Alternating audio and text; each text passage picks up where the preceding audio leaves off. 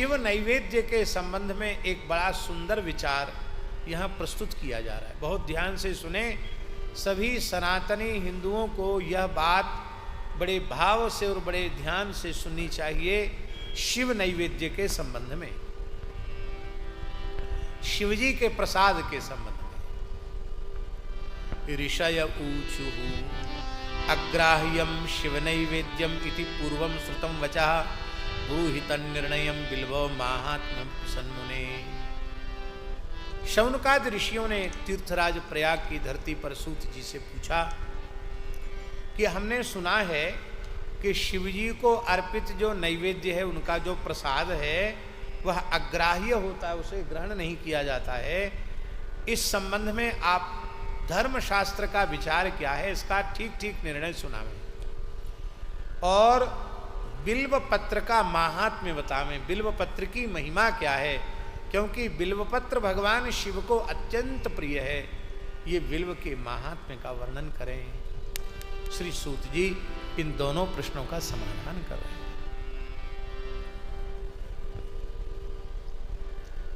पहले एक बात हम आपको स्पष्ट कर दें।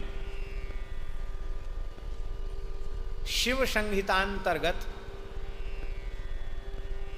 श्री रामार्चन महायज्ञ का विधान है। श्री रामार्चन महायज्ञ, रामार्चा होती है, वह भी एक यज्ञ ही है, महान यज्ञ है और बड़ा चमत्कारिक प्रभाव होता है रामार्चन का।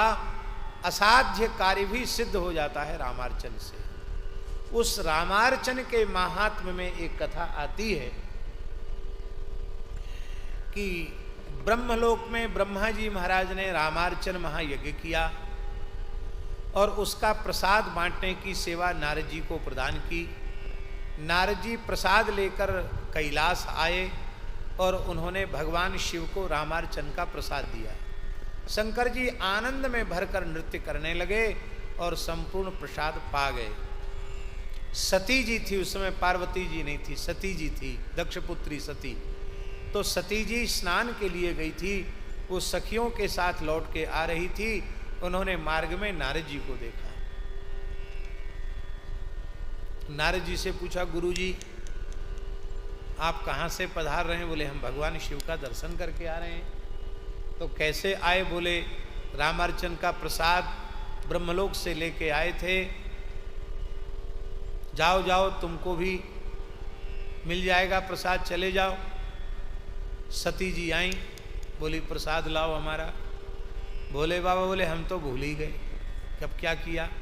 बोले हम तो प्रेम में भर के पूरा ही पा गए, हमने तुम्हारे लिए कुछ भी बचाया नहीं, शेष नहीं छोड़ा। तो शिव संहिता में ऐसा लिखा है रामार्चन महात्म्य की कथा में कि सती जी ने रुष्ट होकर शिव जी को शाप दे दिया, आप हमारे हिस्से का भी प्रसाद खा गए, पा गए, हमको नहीं दिया, तो हम आपको शाप देते हैं, जो आपका प्रसाद खाएंगे वो कुत्ते की योनि में चले जाएंगे, कुत्ते हो जाएंगे। अब बहुत ध्यान से सुने हम क्या कहना चाहते, बहुत ध्यान से सुने, आगे इस पुराण की बात हम कहेंगे। ऐसा क्यों कहा सती जी ने? प्रसाद की एक मर्यादा है और महाराज प्रसाद की मर्यादा ये है कि प्रसाद कभी अकेले नहीं खाना चाहिए, प्रसाद हमेशा बांटकर खाना चाहिए। रामार्चन के प्रसाद की तो बात है कि आपको एक लड्डू भी मिला है तो किसी न किसी को आप उसमें से कुछ दो तब खाओ। तो आशय वहां कहने का यह है कि भगवान का प्रसाद जो बांट के नहीं खाता, अकेले खा जाता है, उसे कुत्ता होना पड़ता है, ये उसका मतलब है। हमारे पूज्य गुरुदेव भक्तमाली जी से किसी ने पूछा, बोले महाराज जी ऐसा लिखा है कुत्ता हो जाता है। तो महाराज जी तो बड़े विलक्षण समाधान करते थे। महाराज जी हंसने लगे, बोले कौन ऐसा बढ़िया सत्कर्म कर रहे हैं कि हम इंद्र महेंद्र बनेंगे, भजन तो कर नहीं रहे हैं, जीवन को नष्ट किए चले जा रहे हैं, तो सूकर कूकर ही बनेंगे।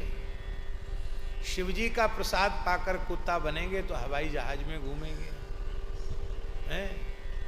1.5 करोड़ 2 करोड़ की गाड़ी में बैठकर घूमेंगे, बढ़िया सावन लगा के नहाएंगे, दूध रोटी खाएंगे। ये तो हंसकर उन्होंने कहा। और दूसरी बात उन्होंने यह कही कि प्रसाद के संबंध में विचार क्या है, इसको ठीक से शिव पुराण को पढ़कर ही देख लेना चाहिए। अब शिव पुराण में क्या लिखा हुआ है, इस संबंध में हम आपको निवेदन कर रहे हैं। भगवान को निवेदित करके तुलसी दल पधरा कर भगवत प्रसाद शिव जी को निवेदित करो और उस प्रसाद को पाओ, कोई संकोच की बात नहीं।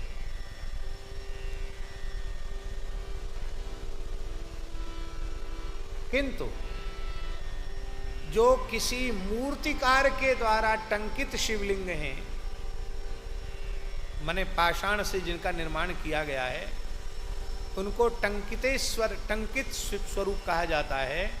वो टंकित जो शिवलिंग हैं उसमें भगवान शिव के चंड नाम के गण का अधिकार है।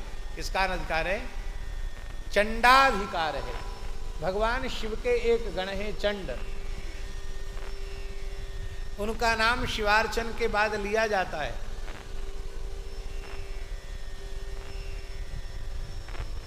बाण रावण चंडीस श्रृंगी भृंगी रिटादयः सदा शिवस्य नैवेद्यम सर्वे गृह्णन्तु सांभवा।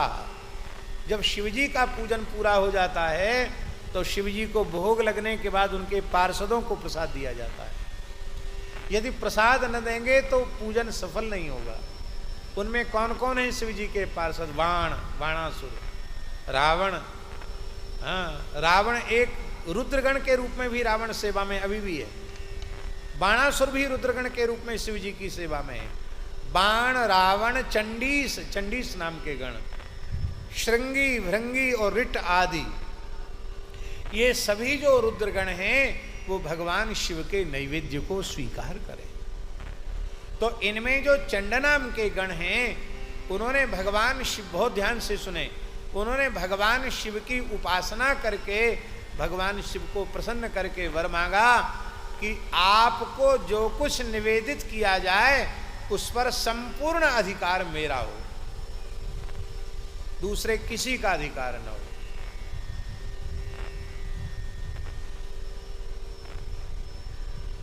भगवान शंकर ने कहा ये तो कठिन है। क्यों? क्योंकि हमारे नैवेद्य को तो ब्रह्मादि देवता भी श्रद्धा पूर्वक लेते हैं। अब केवल तुम्हारा अधिकार हो जाएगा तब तो किसी को हमारे प्रसाद का सौभाग्य ही नहीं मिलेगा। बोला नहीं, हम तो बस यही चाहते हैं, हमारा ही पूरा अधिकार हो। होते हैं बड़े निष्ठावान, कई चेले भी ऐसे होते हैं, बोले गुरुजी की थाली पर तो हमारा ही अधिकार, हम किसी को एक कण नहीं देंगे उसमें से। ऐसे होते हैं कठी लोग। चंडी जी बोले कि हम तो दूसरे में राजी नहीं है, हमको तो पूरा पूरा चाहिए। तब शंकर जी ने कहा जो किसी मूर्तिकार के द्वारा निर्मित शैल आदि की प्रतिमा होगी, पाषाण निर्मित प्रतिमा होगी, उसमें तुम्हारा अधिकार होगा। 12 ज्योतिर्लिंगों में तुम्हारा अधिकार नहीं होगा, स्वयंभू लिंगों में तुम्हारा अधिकार नहीं होगा, वाणलिंग माने नर्मदेश्वर लिंग में तुम्हारा अधिकार नहीं होगा, रत्नलिंग रसलिंग में तुम्हारा अधिकार नहीं होगा। रत्नलिंग माने होता है मणिमाणिक्य आदि के शिवलिंग, अथवा रसलिंग माने पारद लिंग, अथवा धातुलिंग, धातुलिंग माने स्वर्णलिंग, रजतलिंग, इनमें भी आपका अधिकार नहीं होगा।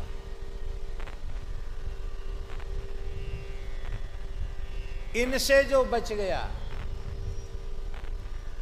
अर्थात किसी मूर्तिकार के द्वारा बनाई हुई टंकित प्रतिमा शिवलिंग, उसमें तुम्हारा अधिकार होगा और वह अधिकार भी तुम्हारे लिए होगा।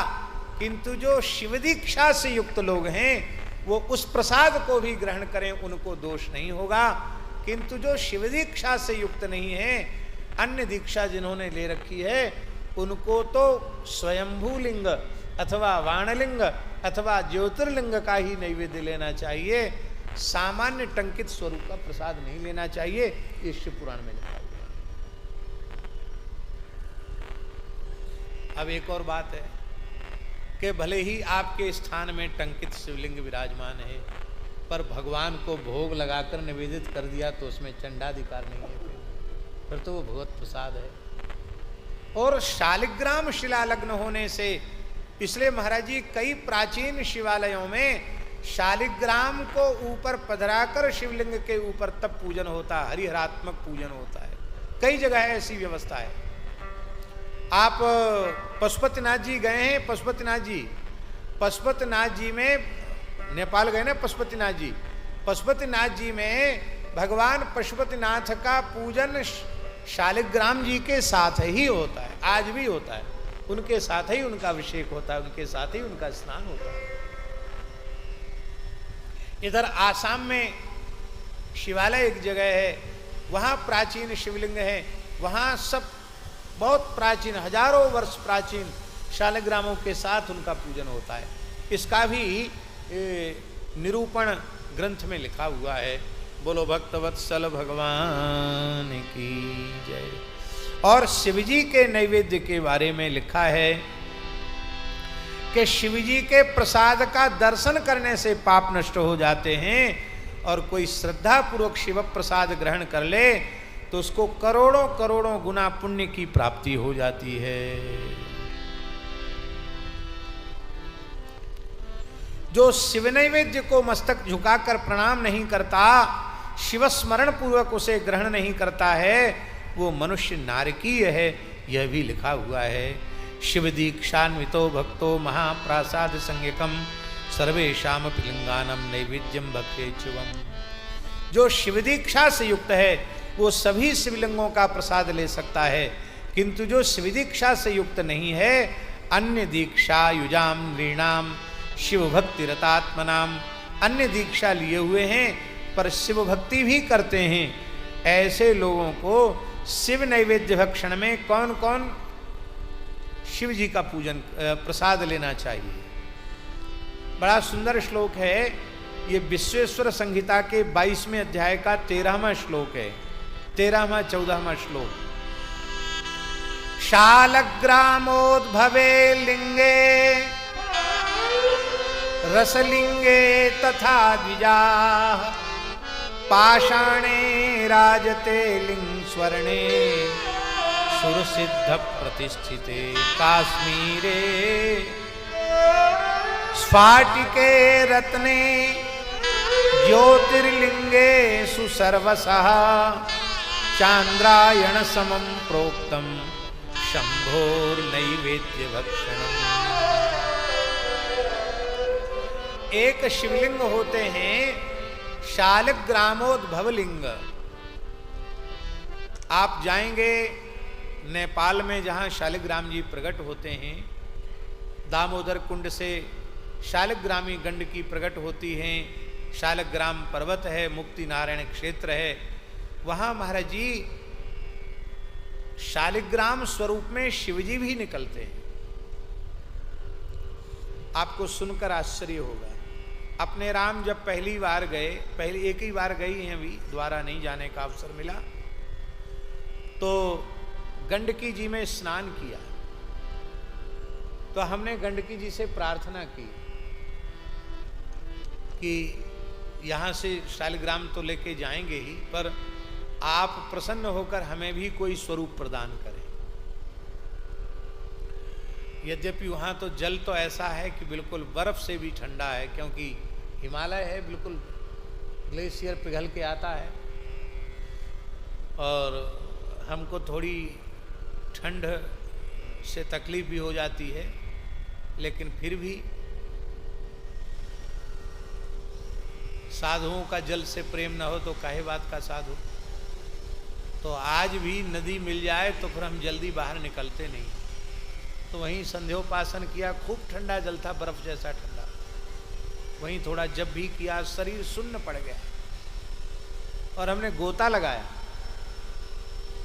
तो एक शिवलिंग, एक शालिग्राम हमारे हाथ में आए, वो आज भी हमारी सेवा में विराजमान है, बिल्कुल जलहरी शहत साक्षात शिव जी। तो हमने कहा देखो भगवती गंडकी ने हमको ऐसा स्वरूप प्रदान किया जो शालिग्रामोद्भव लिंग है, हरि भी हैं और हर भी हैं, अभी भी हमारी सेवा में विराजमान, अति दुर्लभ स्वरूप है। उनको दर्शन करो तो श्रीयंत्र जैसे भी लगते हैं, और जलहरी शहत शिव जी स्वयं हमारे हाथ में आए। ये शालिग्रामोद्भव लिंग का सबसे पहले नाम शिव पुराण में लिखा है, शालिग्राम से ही। और महाराज जी शालिग्राम स्वरूप में अन्य देवों के स्वरूप भी मिलते हैं। हमारे ठाकुर जी की सेवा में एक शालिग्राम जी विराजमान है, साक्षात गणपति, कोई मूर्तिकार के बनाए हुए नहीं है। कोई भी व्यक्ति उनका दर्शन करके कहेगा साक्षात गणेश जी, बिल्कुल शूर्प कर्ण सुंड दंत एक दंत चरण सब कुछ है उनके श्री, वो भी हमको वहीं मिले। तो हमको तो सब राम जी के ही रूप में मिल गए, राम जी की बड़ी कृपा है। तो भगवत कृपा से ये शालिग्रामोद्भव लिंग, रसलिंग माने होता है पारद लिंग, और जो पाषाण लिंग रजत लिंग, पाषाण लिंग का अर्थ है बनाए हुए लिंग नहीं, जो स्वाभाविक किसी पवित्र नदी के गोल शिवलिंगाकार पाषाण है वो पाषाण लिंग है। राजत माने चांदी के शिवलिंग, स्वर्ण के शिवलिंग, अथवा देवताओं ने जिनकी प्रतिष्ठा की है, अथवा जो केसर से निर्मित शिवलिंग है। केसर से भी शिवलिंग बनाने की विधि है। हम समझते हैं कि केसर को खूब गहरा घोट करके चंदन के साथ और उसका गोला बनाकर फिर उसके जलहरी के साथ शिवलिंग बनाने का विधान होगा, उसी को काश्मीर लिंग कहा है। स्फटिक लिंग, रत्नलिंग और ज्योतिर्लिंग, 12 ज्योतिर्लिंग, इनका जो प्रसाद है चांद्रायण समम प्रोक्तम, इनका प्रसाद एक बार कोई ले ले तो चांद्रायण व्रत करने से जो पुण्य प्राप्त होता है वो इनका प्रसाद लेने मात्र से प्राप्त हो जाता है। ब्रह्म हत्या जैसा पाप भी नष्ट हो जाता है जो शिव निर्माल्य को अपने मस्तक पर धारण करता है। जो शिवजी के प्रसाद का को ग्रहण करता है, भक्षित्वा द्रुतम तस्य सर्व पापम प्रणश्यति, उसके संपूर्ण पाप नष्ट हो जाते हैं। अब जो बात हमने कही थी उसको हम फिर कह रहे हैं। 16वां श्लोक है, चंडाधिकारो यत्रास्ति तद भोक्तव्यम न मानवैः, चंडाधिकारो नो यत्र भोक्तव्यम तच्च भक्तिता। जिसमें चंड गण का अधिकार है उस नैवेद्य को सभी लोगों को नहीं लेना चाहिए, और जिसमें चंडाधिकार नहीं है उस प्रसाद को श्रद्धा पूर्वक लेना चाहिए। किंतु जो शिव दीक्षा से युक्त हैं वो चंडाधिकार वाले शिवलिंग का प्रसाद भी ले सकते हैं, उनको कोई दोष नहीं। अब अंतिम समाधान दे रहे हैं सूत जी 19वें श्लोक में। बोले, अग्राह्यम शिव नैवेद्यम पत्रम पुष्पम फलम जलम शालिग्राम शिला संगात सर्वम याति पवित्रताम। जो लोग कहते हैं कि शिव नैवेद्य चाहे पत्र हो, पुष्प हो, फल हो, जल हो, वह अग्राह्य है, वो दोष भी शालिग्राम शिला संगात। जब शालिग्राम जी कैसे शिव जी का पूजन होता है तो सर्वम याति पवित्रताम, सब कुछ ग्राह्य हो जाता है। एक और बात है, शिवलिंग के ऊपर चढ़ा दिया उसमें किसी विशेष व्यक्ति का अधिकार है, किंतु जो बाहर निवेदित किया गया उसको कोई लेता है। पुराने जमाने में ब्राह्मण भी माली आदि को शिवलिंग पर चढ़ा हुआ पदार्थ दे देते थे, मालियों को दे देते थे, गोसाइयों को दे देते थे, और जो बाहर निवेदित है वो ब्राह्मण लेते थे। हमने तो ये भी देखा है कि नवग्रह की पीठ की दक्षिणा ब्राह्मण नहीं लेते थे। अब तो नवग्रह को ही खा जाए। नवग्रह पीठ की दक्षिणा क्या है? हाँ, नवग्रह पीठ की दक्षिणा हमने अपने जिस परिवार में जन्म लिया उसमें यही काम होता था पीढ़ी दर पीढ़ी से, पंडिताई वाला काम। तो हमने देखा वो कलश और वहाँ का जो कुछ भी सामान, दक्षिणा तो यथावत चढ़ती वहाँ, पर उसको जोगी को दे दिया जाता था या माली को दे दिया जाता था, उसको ब्राह्मण नहीं लेते थे, नवग्रह का नहीं लेते थे। इसलिए राहु केतु आदि का दान भी डकौत जो होते हैं उनको दिया जाता है। शनि राहु केतु इनका दान ब्राह्मण नहीं लेते। अब सब जय सिया राम हो गए।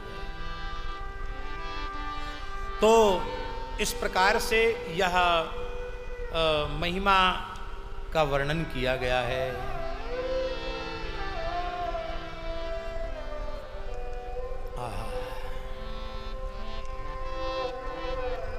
अब स्वामी जी सुन लें, आज हमको पीपल को प्रणाम करना था, तो एक जगह हम पीपल को प्रणाम करने गए। आज शनिवार है, आज धर्मशास्त्र में लिखा है पीपल के वृक्ष का स्पर्श अवश्य करना चाहिए। प्रत्येक हिंदू सनातनी को आज पीपल वृक्ष का स्पर्श, उसमें यदि देसी गाय का कच्चा दूध चढ़ावे तो बहुत अच्छी चीज़ है, नहीं केवल जल ही चढ़ा दे। और पीपल सबसे अधिक पर्यावरण का शोधक वृक्ष है, पर्यावरण को सबसे ज्यादा शुद्ध करता है पीपल। अन्य वृक्षों के नीचे रात्रि में आप नहीं रह सकते, क्योंकि वे कार्बन का विसर्जन करते हैं, कार्बन डाई ऑक्सीजन, उसका ऑक्साइड, उसका विसर्जन करते हैं। केवल पीपल ऐसा है जो 24 घंटे ऑक्सीजन देता है, इसलिए रात्रि के समय भी पीपल के नीचे रहा जा सकता है। जिसको ऑक्सीजन की कमी है वो पीपलों के बीच में रहे तो ऑक्सीजन की बीमारी खत्म हो जाए। झांसी में माताजी हैं वैद्यनाथ प्राणदा वाली, उनका चिकित्सा केंद्र है शतम जीवा। वहाँ उन्होंने एक पीपल का वन बनाया है। वो केवल इसलिए बनाया है, प्राकृतिक चिकित्सा का बहुत बढ़िया व्यवस्थित केंद्र है। हम भी 2 बार 3 बार वहाँ रहे आए, बहुत अच्छा है।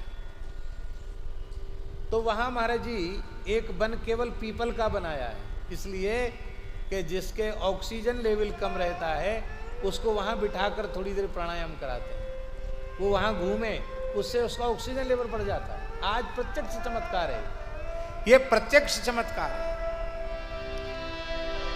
पर पिंपल गांव में पीपल कम है,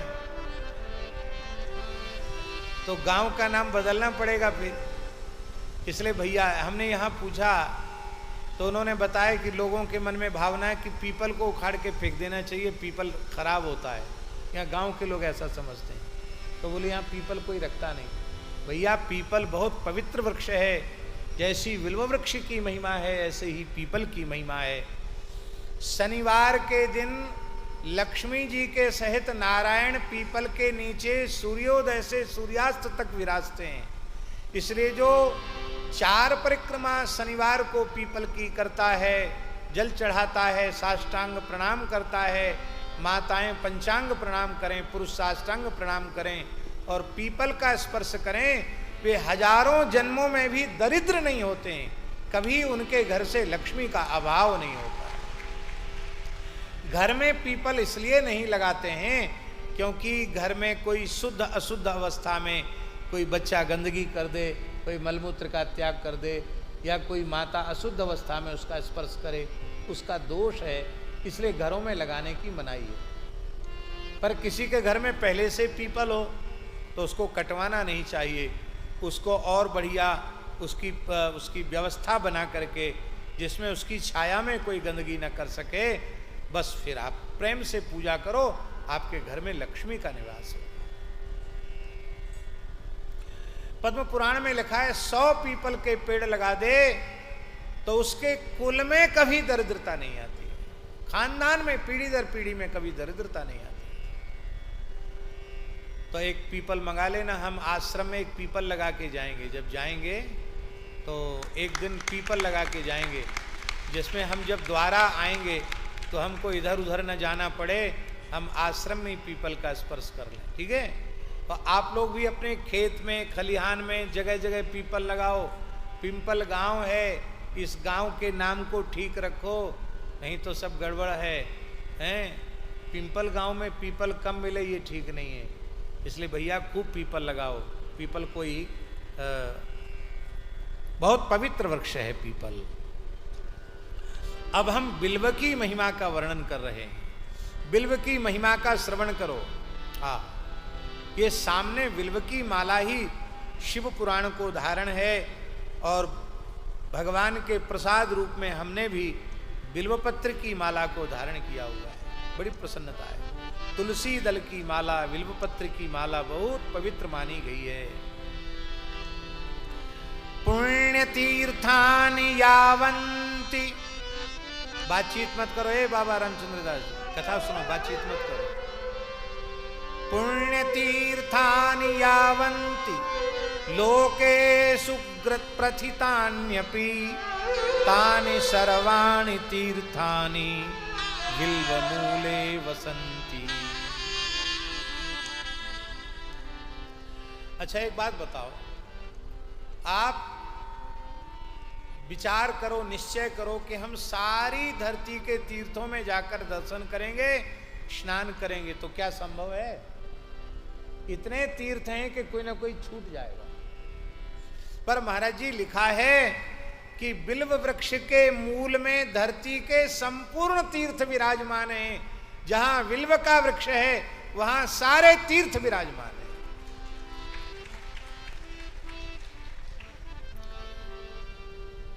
संसार में जितने प्रसिद्ध अप्रसिद्ध तीर्थ हैं सब बिल्व वृक्ष के मूल में हैं। बिल्व मूले महादेवम लिंग रूपिणम अव्ययम यह पूजयति पुण्यात्मा स शिवम प्राप्नुयात् ध्रुवम। बिल्व के मूल में जो शिव जी का अभिषेक करता है, शिवलिंग को स्वीकार करके अभिषेक करता है, वह पुण्यात्मा शिव जी को प्राप्त करता है, इसमें संदेह नहीं है। बिल्व के मूल में साक्षात शिव जी है।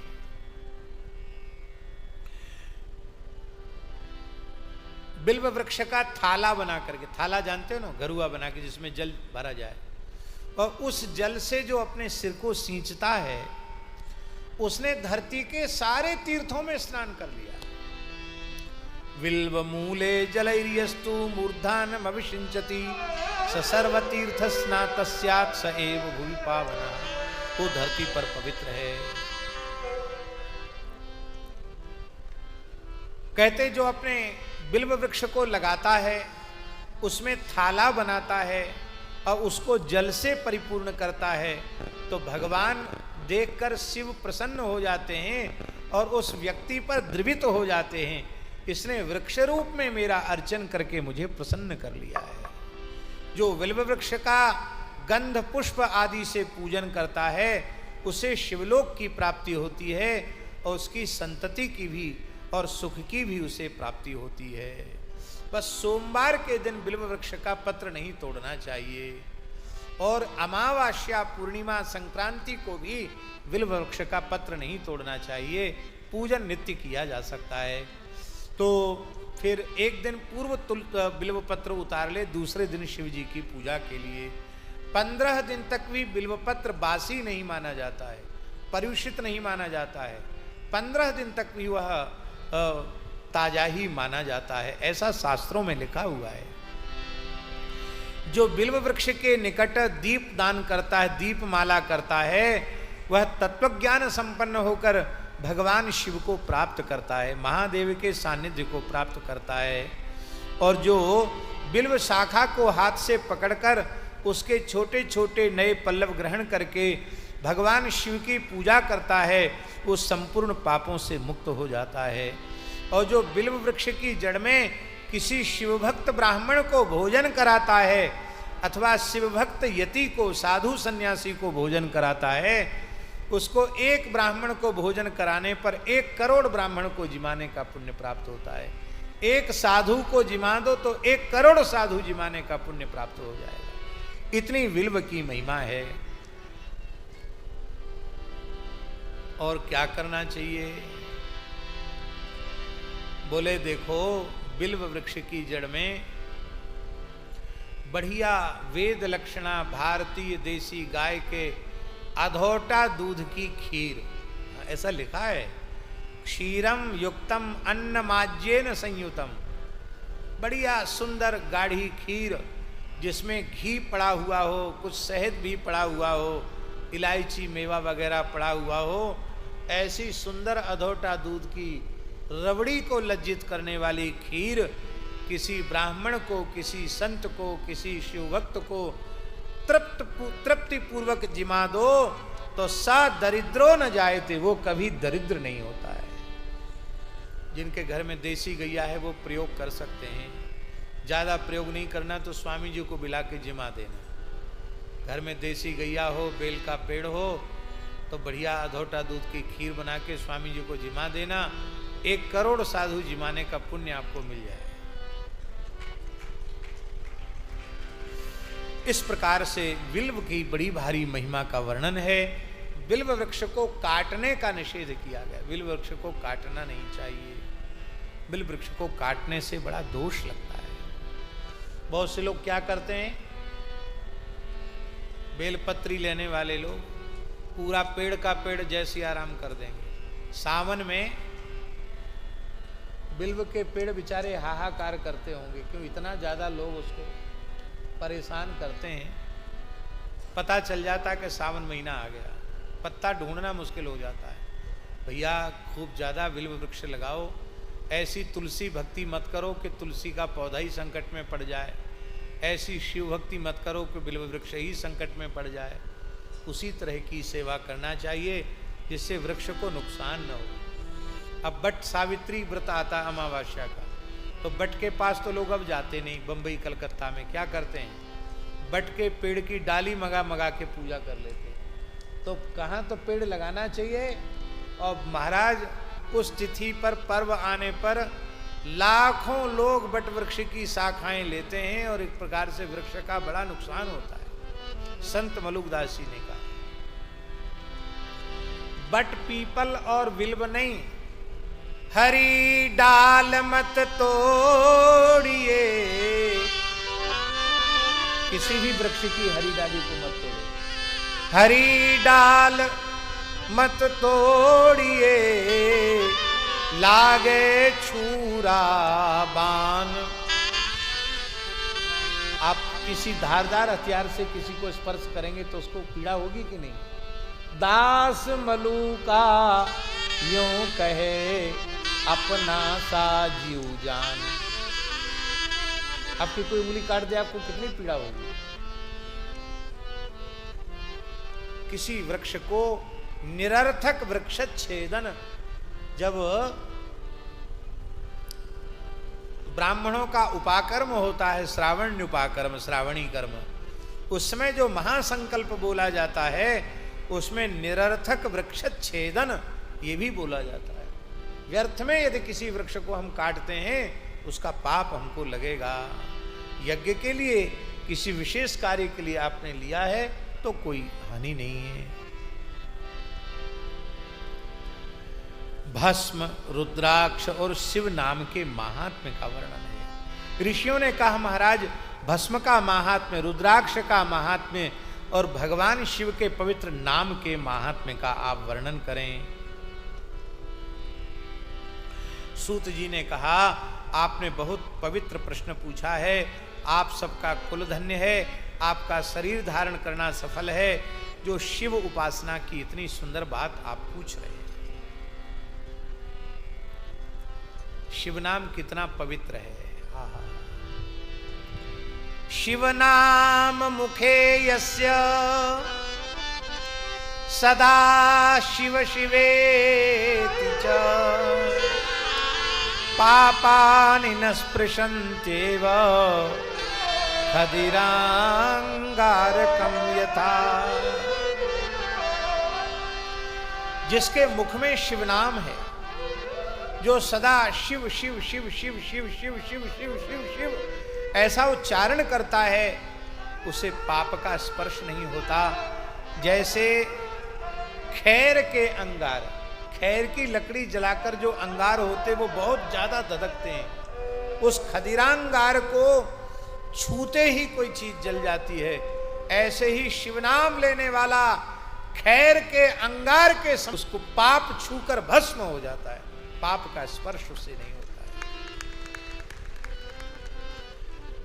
भगवती सती देवी कह रही हैं श्रीमद् भागवत चतुर्थ स्कंद दक्ष यज्ञ के प्रकरण में, सती जी कह रही है, यद्वक्षरम नाम गिरेरितम नृणाम सकृत प्रसंगा दघमा सुहंति तत्। यद्वक्षरम नाम गिरेरितम नृणाम सकृत प्रसंगा दघमा सुहंति तत्। पवित्र कीर्तिम तमलंघ्य शासनम भवान हो द्वेष्टि शिवम शिवेतरः। भगवती सती कह रही हैं, अरे पिता दक्ष, जिन भगवान शिव का पवित्र नाम धोखे से मुख से निकल जाए, शिव शिव, ये धोखे से मुख से निकल जाए तो संपूर्ण पाप नष्ट हो जाते हैं। ऐसे भगवान शिव से विद्वेष तुम्हारे जैसा ही कोई अज्ञानी कर सकता है। महाराज जी, जो 10 नामापराध हैं, 10 नामापराध, 32 सेवापराधों से बचकर सेवा करनी चाहिए, 10 नामापराधों से बचकर नाम जप करना चाहिए। 10 नामापराधों में भगवान के नामों में और शिवजी के नामों में भेद करना, ये नामापराध है। फिर से सुन लो, जो महिमा राम नाम की है वही महिमा शिव नाम की है, जो महिमा कृष्ण नाम की है वही महिमा शिव नाम की है। जो लोग कहते नहीं राम नाम की महिमा ज्यादा शिव नाम की नहीं है, अथवा शिव नाम की ज्यादा है राम नाम की नहीं है, उनको नामापराध लग जाता है। हरि और हर के नाम में भेद करना वो नामापराध है।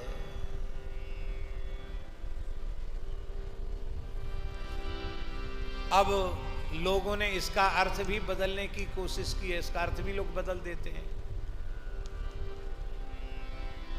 लेकिन ये शास्त्र के प्रति अपराध नहीं करना चाहिए। पूरे ग्रंथों को देखो, बिना किसी दुराग्रह के देखो, बिना किसी पक्षपात के देखो, तो सिद्धांत का अनुभव आपको हो जाएगा। इसलिए हम निवेदन करते हैं, भगवान कृष्ण द्वैपायन व्यास जी ही संपूर्ण वैदिक आस्तिक सनातन धर्मियों के एकमात्र आचार्य हैं, और जितने आचार्य हैं वो सब उनके अनुवर्ती हैं। व्यासी ही तो सबका प्रमाण है। इसलिए व्यासोच्छिष्टम जगत सर्वम और व्यासवाणी का आश्रय लेकर के आप चलेंगे तो हरिहरयो रभेदा, हरिहर में भेद नहीं। जब हरिहर में भेद नहीं तो हरिहर के नाम में भी भेद नहीं है। गोस्वामी तुलसीदास